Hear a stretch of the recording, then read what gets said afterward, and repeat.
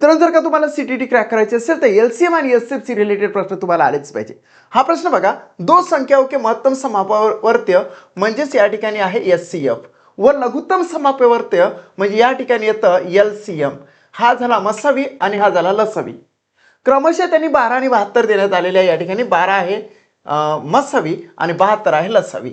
यदि इन संख्याओं का योगफल 60 हो, म्हणजे ज्या संख्यांचा मसावी 12 आहे आणि ज्या संख्याचा लसावी 72 आहे त्या संख्यांची बेरीज म्हणजे योगफल 60 हो, तो इनमें से एक संख्या कौन सी होगी. आपण तर दोन्ही संख्या काढणार आहोत. काय करायचं मित्रांनो, एचसीएफ आणि एलसीएम या दोघांचा करायचा गुणाकार म्हणजेच 12 गुणिले काय 72 गुणिले नेहमीच 4 घ्यायचे. ते गुणिले 4 घ्यायला विसरू नये. आता याचा गुणाकार केल्यानंतर 12 दुणे किती 24, हातचे 2 आले, 12 7 84, 84 2 झाले 86.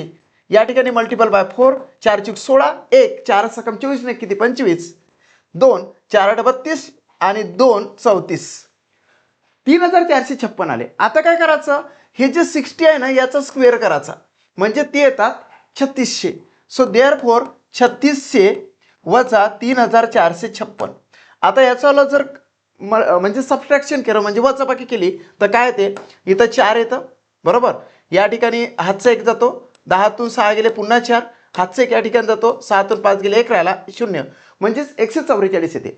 याचंच काढायचं स्क्वेअर रूट ते येतं 12 झालं. या ठिकाणी आपण आलो आता 12चा वर्ग 144 होते. आता काय करायचं बघा, हे जे 12 आहे याला आपण काय करणार की आता हे थोडंसं मी मोडून टाकतोय आणि 12 तर आले आपल्याला.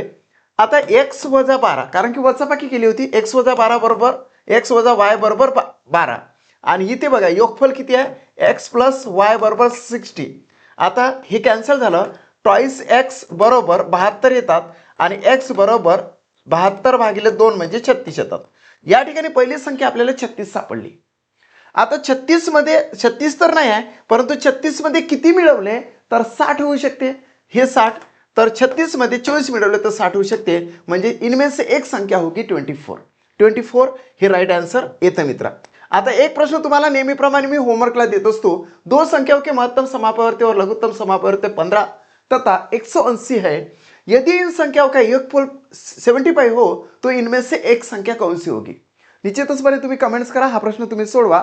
जर तुम्ही स्टडी मॅथ चॅनलला सबस्क्राईब केलं तर चॅनलला सबस्क्राईब करा, हा व्हिडिओ तुमच्या मित्रांपर्यंत शेअर करा आणि व्हिडिओला लाईक करा. थँक्यू.